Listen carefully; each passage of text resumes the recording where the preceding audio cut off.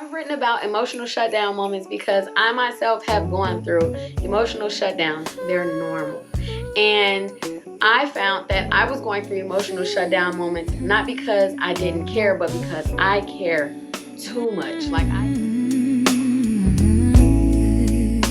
What's up, y'all? Welcome back to my channel. If you're new here, hey. If you've been here, what up though? I know y'all know how it is over here. So if you are new here, make sure you like, share, and subscribe to this video, and stay tuned for all of the vintage Vlogmas videos. Today is a special day in the vintage Vlogmas series because today I will be talking about the pay-in raffle that I am hosting for vintage Vlogmas. So the pay-in raffle is being presented on day 4 of vintage Vlogmas, and in order to enter the raffle you'll have to pay $4 per entry, and 4 prizes will be available to be won during the raffle.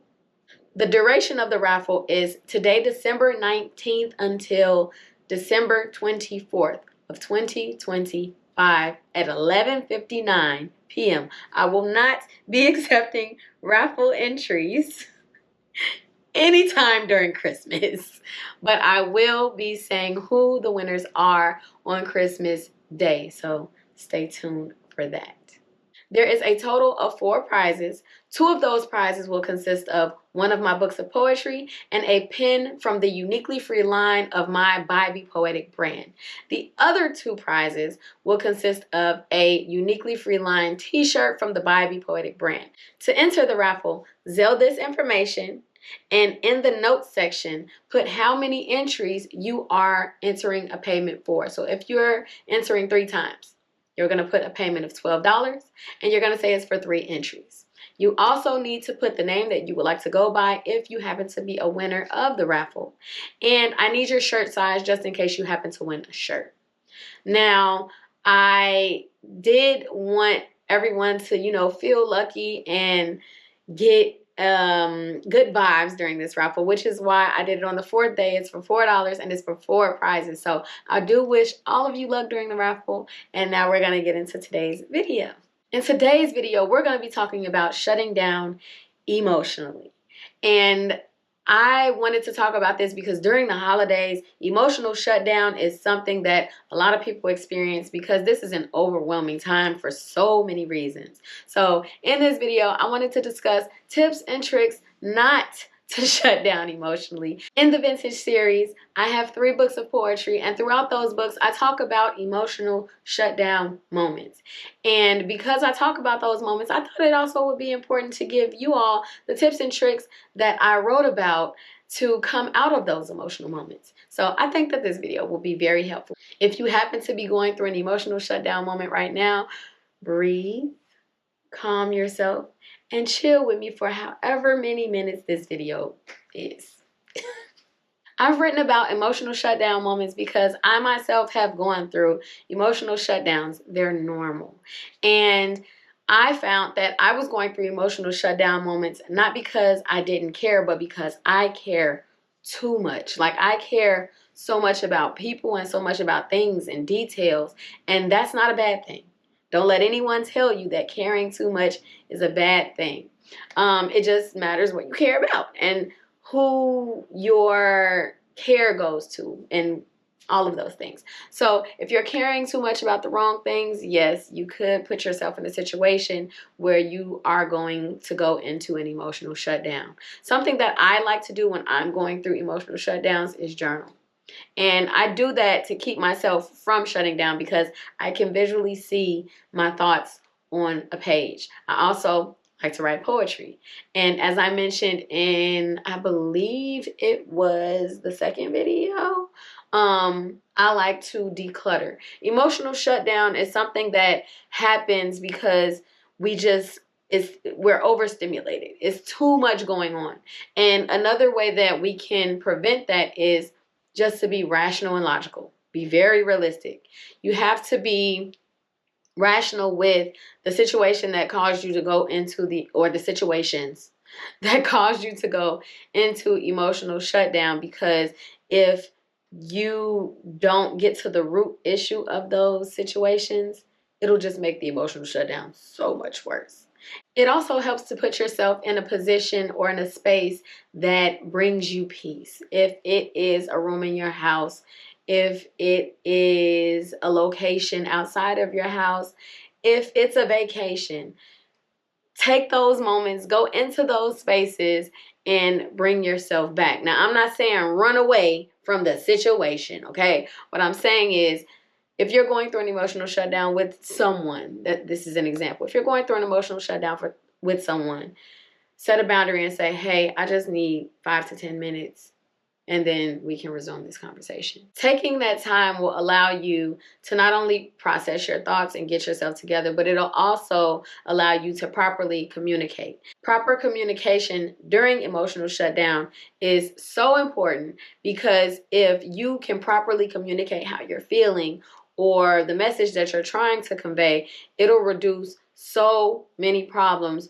during that emotional shutdown. A lot of people aren't able to effectively communicate when they're emotional.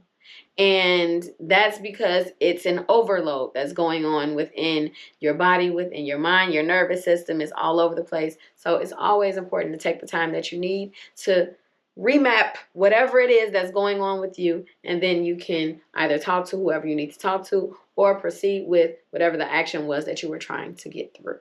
During emotional shutdown, it's also important just to reconnect with yourself. And one of the things that I love doing to reconnect with myself is to do things that I love. Like if I'm going through an emotional shutdown alone and it has nothing to do with other people, I'm just in an emotional space where I just cannot. I, of course, do my coping things to give myself everything I need: food, water, cleaning, those things. But I also like to go do things that remind me of who I am at my core, the good things about me. And when I go do those things, I get like a refresh. It's kind of like a reset. So do the things that you love.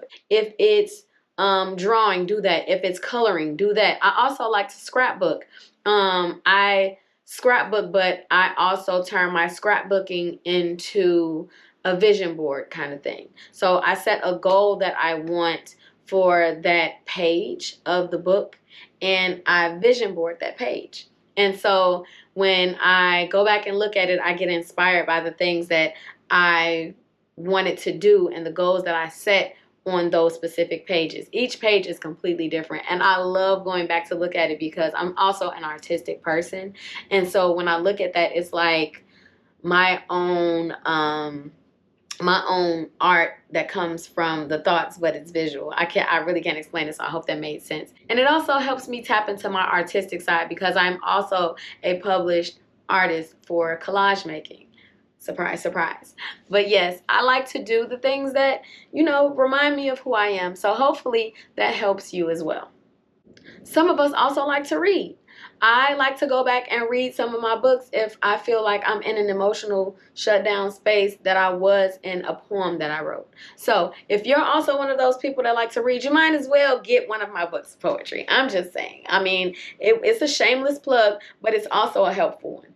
My poems are raw. They're unfiltered. They are the either listening ear, or they are the friend that's giving you advice, or they're the friend that you can just relate to. So I recommend reading my books, not just because I wrote them, but because they are chances for healing. They can also take you away from whatever it is that you're going through and worry about someone else's problems. And when I say someone else, I don't mean my problems, because I'm going to repeat this again. All of those poems are not about me. Sometimes they're scenarios. Sometimes they're things that just come to me and I'm inspired to, write about. So I recommend checking my books out if you happen to be interested. Now that we've talked about emotional shutdown, I'm going to get ready and go do something that brings me back to myself in real time for you all, that just helps me reboot. And that's going to do something that I really enjoy. I enjoy Christmas. I enjoy going to pop-ups. And in the celebration of that, I also put my tree up. And I love her. She's gorgeous. And I hope y'all like her too. So I'm showing y'all, me putting my tree up. Putting my tree up is a part of a tradition that my mom started when I was little. So after Thanksgiving, we usually put the tree up. I help my mom put her tree up the day after Thanksgiving, and then I put mine up yesterday after I finished filming the day 3 video. But like, Christmas is important to me, and I like to bring Christmas into my space, but I also like to go and do Christmassy things. So I will be going to Frosty's Christmas pop-up this year, and then more than likely tomorrow I'll show you all how Frosty's was, because I plan on having a really good time. But of course I had to bring y'all with me for Vintage Vlogmas. Like, what kind of person would I be if I didn't bring y'all? Y'all gonna come kick it with me. So let's get ready for that. My hair will not look like this. It looks like this because this is the prep work. So yeah, y'all are experiencing the actual me. This is not a front for social media.